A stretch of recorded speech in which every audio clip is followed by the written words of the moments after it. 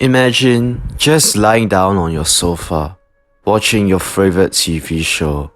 Suddenly, an obsessive thought pops into your mind. To wash your hands as they are filthy and riddled with bacteria. This is perhaps the fifth time you have washed your hands in the past few hours. You haven't even been doing anything much. You have just been comfortably lying on your sofa, idling watching TV. Yet you're compelled to do it again. You get rid of that thought, but you know that it will come back again and again, but you just can't ignore it. Here's another scenario. Imagine just going to school. No major exams, no big events, just a normal school day. But then you feel panicky, anxious and on edge, worrying about something. Maybe you'll lose your football game during PE. Maybe you'll get back the homework you handed in yesterday and to your dismay, find out that you have gotten a few questions wrong. Maybe the canteen will have a long queue during recess and you won't have enough time to buy your food. And this isn't the first time you'll feel this excessive worry over nothing much. You have felt this for months. Hi, this is Project Empati. What I just described is today's topic, which is anxiety disorders, specifically in elderly. There are many different types of anxiety disorders. The 5 main ones are panic disorder, obsessive-compulsive disorder, also known as OCD, post-traumatic stress disorder, also known as PTSD, the phobia disorders like social phobia, agoraphobia, and specific phobias, and generalized anxiety disorder, also known as GAD. Panic disorder is characterized by sudden, repeated panic attacks when you least expect it. Panic attacks are sudden, unexpected episodes of intense fear that trigger physical symptoms for no apparent reason. While not life-threatening, it can feel like a heart attack. Just like in the name, OCD is characterized by obsessive thoughts preying on one's fear, like the fear of contracting a disease, and compulsions, often known as rituals, to get rid of these obsessive thoughts. This is not just limited to cleaning as often associated, but also to other aspects, such as counting and checking items repeatedly. OCD usually appears in adolescence or young adulthood. The onset of OCD in old age is often associated with dementia, according to several studies. Meanwhile, PTSD can develop after exposure to terrifying events or ordeal.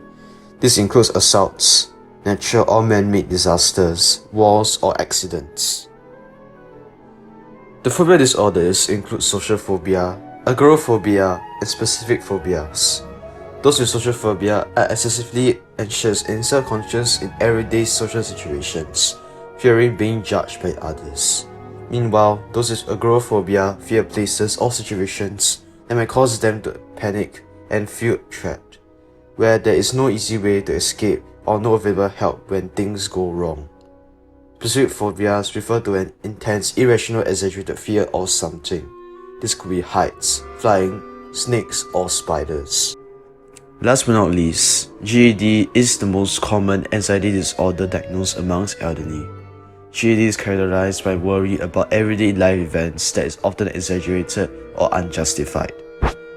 These disorders are fairly common amongst elderly. A main reason for the onset of anxiety disorders is typically negative change, including loss. Often this is sudden and if managed poorly can increase the risk of getting anxiety disorders. There are 3 main types of negative change that happen in old age. Do take note that this does not take into account the onset of anxiety disorders in elderly prior to old age that carry into old age. The first type of change is deteriorating physical health. Elderly become more susceptible to getting physical health conditions and chronic illnesses in old age due to the natural wear and tear of the body with age. Thus, they are often diagnosed with such conditions and chronic illnesses in old age, which can make them worry about their health, fearing for their lives. This increases the risk of anxiety disorders. The second type of change is loss of someone close to them. Loss is typically experienced more frequently in older adults, given that their partner and many of their peers, friends, and loved ones are around the same age as them. Loss of someone close to them can be especially traumatic to the senior.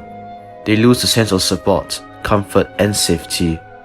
They may even worry that they will be next to leave this world or that someone else close to them will leave them too. This intensifies their fear of death and loss.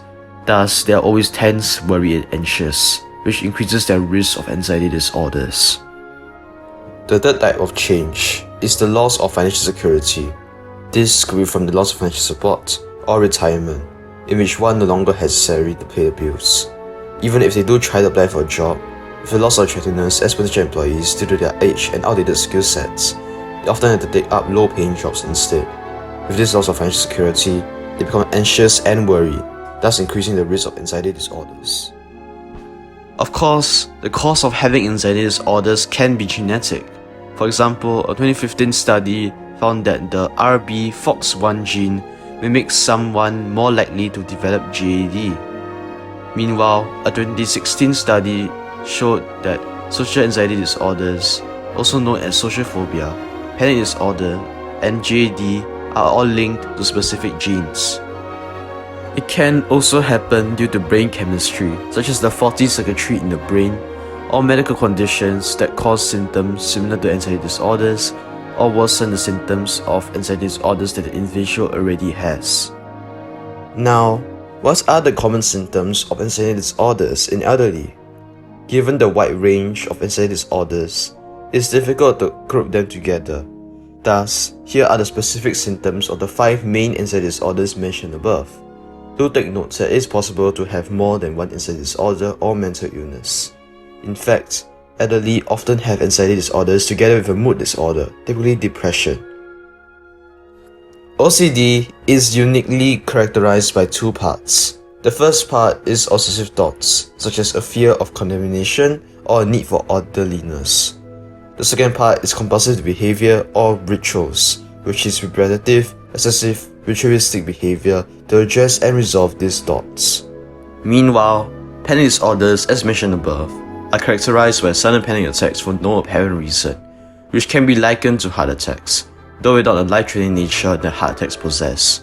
One can expect chest pain, racing heartbeat, dizziness, shortness of breath, and feeling of loss of control. This is different from GAD, which is excessive, long-lasting worry about everyday life events that interferes with daily functioning. This leads to physical symptoms like sleep problems, stomach aches, headaches, and appetite issues. The symptoms of phobia disorders include worrying about encountering the fear, trying their best to avoid that fear, and feelings of intense anxiety when encountering that fear. This includes specific fears like acrophobia and arachnophobia, social phobia, also known as social anxiety disorder, and agoraphobia. Those with social phobia in particular have physical symptoms like blushing and sweating profusely when in social situations. Last but not least, symptoms of PTSD include flashbacks, irritability, being overly on guard, sleeping and concentration problems, memory loss, and severe emotional distress or numbness.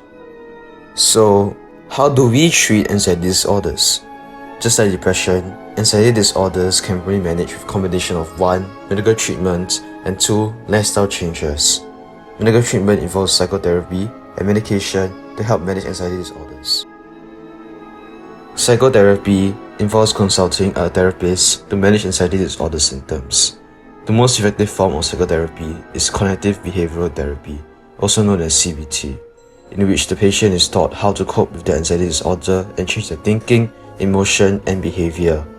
Exposure therapy is part of CBT, where the patient is exposed to stimulus that gives them fear and anxiety to confront it and eventually learns how to manage their anxiety and fear. Medication helps relieve symptoms of anxiety. Please consult a medical professional before buying or taking such medication. Meanwhile, lifestyle changes regarding managing anxiety disorders typically revolve around stress management strategies.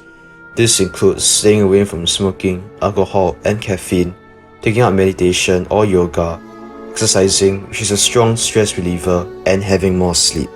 However, similar to depression, the proper management of anxiety disorders in elderly also requires the support from family and the community. Thus, we must support them unconditionally with the utmost patience and empathy. This concludes our video about anxiety disorders in elderly. Thank you for watching. Once again, this is Project Empati. You can support our mission by liking, sharing, and subscribing, or spreading the word to others. You can also do so by checking out our other videos. Goodbye.